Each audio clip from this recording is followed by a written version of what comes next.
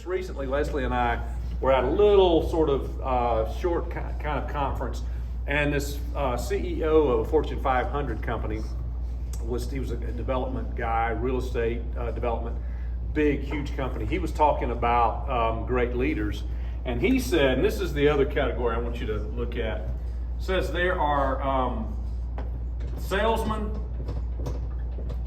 and project managers. And if you're going to get something great done,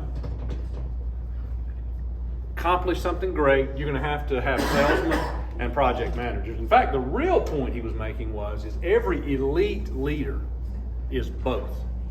Has to be able to do both. A salesman is the person who's able to cast vision, talk people into something, paint a great picture of what something's going to be like. That's a salesman. This is going to be amazing. We're going to do this. It's a great idea. They've got a great purpose and a great idea of what we want to see happen. But then there's a project manager is the person who takes that great idea and that big picture thinking and puts it into achievable steps that build the project so it actually happens. Again, what this guy was saying was great leaders are both. You're able to do both of these. Now, I'm not suggesting everybody in here is supposed to be both of these or that it's even your calling to be both of these. What I am suggesting is that you have to be one of or the other. Our organization is going to have great ideas. Let's just take what we're pushing right now, the move journey. Salesmanship of this is talking it up, explaining to people, giving clarity on what we're doing, casting vision of big things we're believing are going to happen out of this beyond building buildings and those kind of things, property development. It's bigger than all that. It's like reaching souls. It's putting the dots together, connecting the dots for people to understand why buildings matter and raising funds matter, why giving makes a difference, and all the big things that are going to happen out of that. And then there's somebody else that's got to literally make sure their buildings actually happen and make sure that actual processes are in place to promote the vision of move. So I'm talking about people that work in production and creative and the steps that have to be made there, and the admin people that are administrating. Laura's doing a yeoman's work of this, making sure we take the right steps to promote it well. And so does everybody feel like you understand the difference in a salesman or project manager? Yes. It's true in every walk of life. Do me this favor. Tell me who in this room you would say, now you may be both of these. I'll say for myself, I'm a natural project manager. That's natural and easy for me to figure out what needs to happen. I think in I think in spreadsheet kind of, in outline form. When somebody says we need to do this, I see three steps to make it happen. That's just natural for me. I'm a more learned salesman. Over the years, I've kind of been doing much more salesmanship than project management over the years. So I kind of started here and moved to over here. You may be here for your whole life. That's God's calling on your life, and you be making a mistake to try to come over here. You may be here for your whole life, all right? But these have to work together. There has to be some kind of a connectivity to it. I was talking to a guy that has an incredible salesman who can sell anything, and he sells things that are not even possible over here. And so he's made a lot of personal money on some jobs that he sold, and then the business ended up losing money because there's no connection there. So today, I'm gonna give you about 10 minutes to work on the connection between salesman and project manager. So we'll start with this question. How many of you are more of a salesman than a project manager? Raise your hand. You're more of a salesman. All right. More salesman. All right. That's about half the room. That's great. Must be a really good leader putting this team together. And who's more of a project manager in here? Yeah. So let me tell you how important this is. If you were to go to most churches, and the staff might be much smaller, obviously, in most churches, and ask them, you would ask, raise your hand, 90% of the hands would go up for one thing. Because we're more comfortable with people who think like us and see the world like us and act like us and have the same gifts as us. And so people tend to clump up in the same groups, all right? But with great intentionality, we've tried to really make sure that we have, diversity of different opinions and gifts and abilities. So that's really cool. Let's try this one more time in case you changed your mind. As you looked around the room, you might have been like, no, I'm not actually like those people at all. Give you one more chance at it. You have permission to change your mind. If you feel like of these two, you're more of a salesman, do you raise your hand? More of a salesman. You can look around the room and see if these are your people. That's good. Okay. All right. And then raise your hand if you're more of a project manager, make it happen kind of. Are you sure, Jason? Are you sure you're a project manager? All right. So here's what we're going to do. We're going to take 10 minutes. All right. Let me do this. Let me have all the project managers over here, all the salesmen over here. Who's a salesman in here? Tell me something you learned that project managers do that maybe didn't come to your mind initially. Yeah. They're excited about the details. Details, and it's not just details. It's like woohoo details. So that was. You're not excited about the details, right? Let's do it. Let's do it. You're halfway out in the lake in the canoe before you realize you didn't bring an oar, right? This is. That's right. So you're excited about the big picture, right? So would that be the other side of that? Yes. Big picture. And they think that, similar to that, they think that giving task lists is the same thing as vision casting. So like, when I give out this task, this is how we get it done. That's how I cast vision. And to me, it looks like a whole lot of tasks. Okay. Just. I get excited. And then I feel like it's exciting, and that is, everyone should get excited. So, just for clarity, task list is not the same as vision casting most of the time. One more thing, You're talking to another project manager. That's right. That's exactly right. They Yes. say that they like it gives them life to like live out our vision. Okay. Yeah. So they like to. Could we say they like to put legs to the vision, and that is super fun. Like awesome. Yes. I learned. Good. I heard something that is very like cerebral. Like they're actually thinking about. It's not a feeling; it's more information. Yeah. So what you're saying is they're smarter than the salesman. All right. I mean, he did say cerebral. Okay, you can tell he's been talking to a project manager if that word cerebral even came up. Okay, so project managers, tell me something you learned about salesmen. Yes, Denise. It was funny. There was two project managers and then a salesman. We were so excited about lists and all this stuff, and then she is a salesman, and she lit up when she started talking about people and oriented people. Oh yeah. She's very people focused. People oriented people. is greater than lists or details. It's an interesting idea. We could learn a little bit about that. Okay, what else did you learn, project managers, about salesmen? Who's a project manager you learned something about salesmen? They already knew everything. They What do you mean by that? They measured the full scope of what they're dealing with. I really do think that. Like, Yeah. to be a project manager and to be good at. We talked about how there has to be unity within both, Yeah. or it causes disaster. Mm-hmm.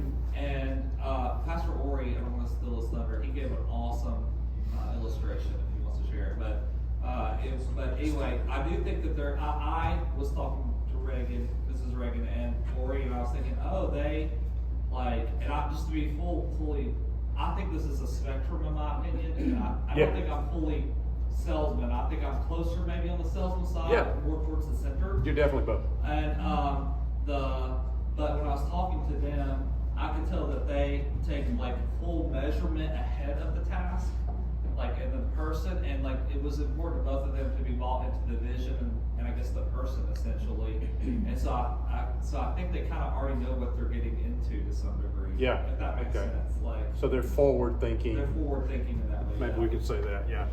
What were you adding to that, Pastor Ori? The analogy I looked at, it's like a rock climber. You've got some free climbers out there that, man, they're going crazy. And then also you got people that just put a stake in the ground and say, wow, yeah, that's an awesome mountain. Mm-hmm. But a healthy balance of this to me was the rock climber who's going up, but wants to make sure and get it done. They put a stake in the side of the mountain.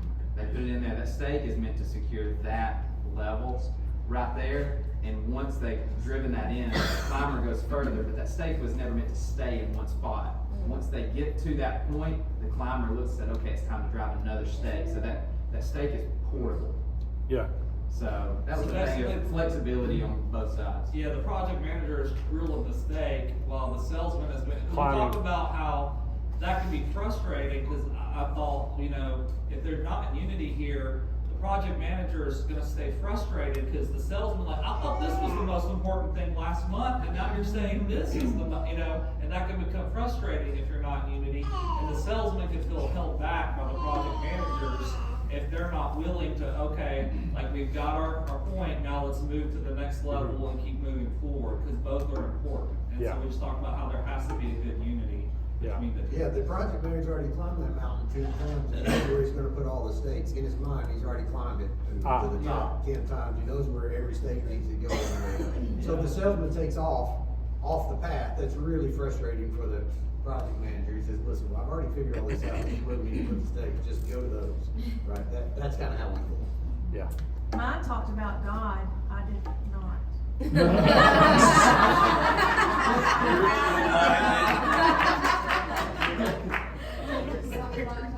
I'm so spiritual. It is what it is. All right, he's holy. Let's He talks about Yes. talk about holy things. Stephanie. I learned, I was reminded to let the dreamer dream and keep going at least a little while before I pop their bubble. Yes, that's important if you're a project manager, is to let the dreamers dream, because they have a capacity to think and see things that you don't really have. It's not your calling necessarily to do. And if you use your gift to dull or hold back their gift, the whole organization loses. I've often said, like,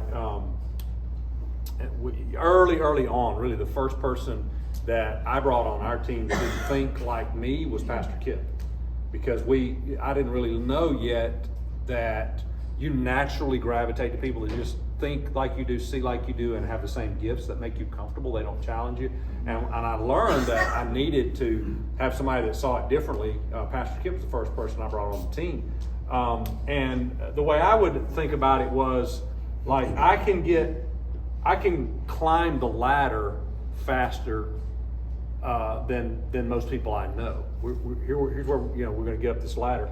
Kip was the guy that helped us make sure the ladder was leaned against the right wall, if that makes any sense. So the salesman has a vision to see the picture, the big picture, where you're trying to go, making sure you're doing the right things. And the project manager, like, you get half of the first sentence out of your mouth, they have already run to get the ladder.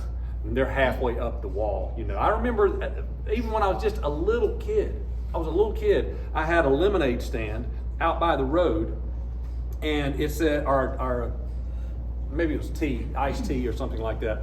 And we had a sign that says iced tea. Well, it's the summer, because we're out of school, it's in the South. And so there was no ice in the tea, right? Because it melted. And there was a man that stopped by, got out of his truck, and he bought some iced tea from us. And he's like, hey, you don't really have any ice in here because it's hot and it's melted today. And, so as soon as he said that, I grabbed the sign and scratched out iced and just tea, 25 cents.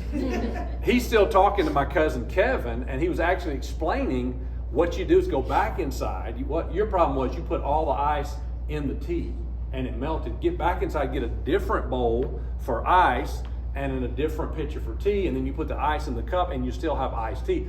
Unfortunately, I've already scratched out my own sign.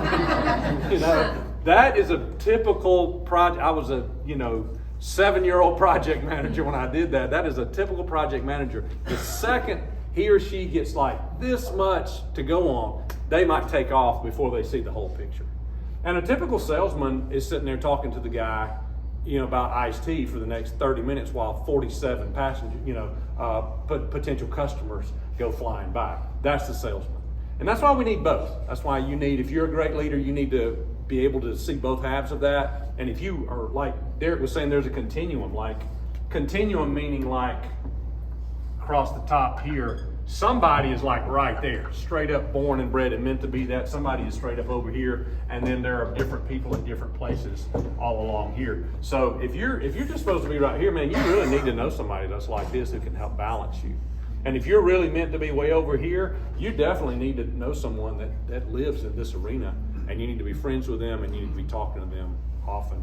Pastor Derek? We talked about in our group that we thought that maybe this could shift in different areas of your life and even different seasons, but especially different areas. For example, some of us felt the opposite, like whereas we might be salesmen at work, but at home we might take the project manager role. Do you think that that's possible? Oh, I absolutely do. I think different seasons of your life, even if you take like the spiritual gifts test that we encourage you to do, different seasons of your life, that those gifts will kind of just roll over, and a different gift will take its leadership capacity, and certainly in different parts. Because if you're married, if you're a salesman personality and you're married to a salesman personality, like somebody's got to make sure the bills get paid and the trash gets taken out, So somebody's got to rise up a little bit more like that, And if you guys are all project managers, you might not have many friends. Somebody's got to be nice to people.